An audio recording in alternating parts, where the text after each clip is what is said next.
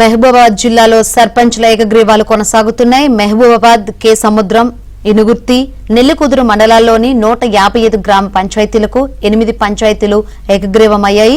ఏకగ్రీవంగా ఎన్నికైన అభ్యర్థులకు రిటర్నింగ్ అధికారులు ధృవపత్రాలు అందించి వారితో ప్రతిజ్ఞ చేయించారు. ఎన్నికల కోడ్ అమలులో ఉండడంతో సంబరాలకు అనుమతి లేదు.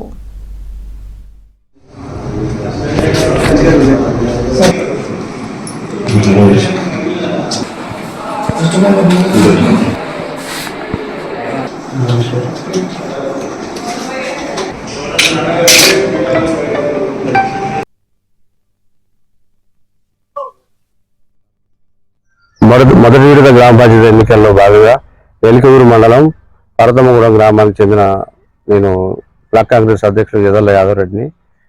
మేము ఈ గ్రామానికి చేసిన అభివృద్ధిని, మా గతంలో మా నాన్నగారు చేసిన అభివృద్ధి, నేను చేసిన అభివృద్ధిని చూసి గ్రామ ప్రజలందరూ ఏకమై మా అమ్మగారికి ఏకగ్రీవంగా సర్పంచ్గా ఇవ్వడం జరిగింది. 7 వార్డులు కూడా యునానిమస్గా ఇవ్వడం జరిగింది. అందుకు గ్రామస్తులందరికీ కృతజ్ఞతలు తెలియజేస్తూ గ్రామాభివృద్ధి కోసం ఖచ్చితంగా పనిచేస్తానని హామీ ఇస్తూ, నెల్లికుదురు మండలంలో కూడా చాలా గ్రామాలు కాంగ్రెస్ పార్టీ కైవసం చేసుకోబోతుంది. అలాగే జిల్లాలో కూడా చాలా వరకు కాంగ్రెస్ పార్టీ గ్రామ సర్పంచ్లను కైవసం చేసుకుంటుందని ఆశిస్తూ నమస్కారం.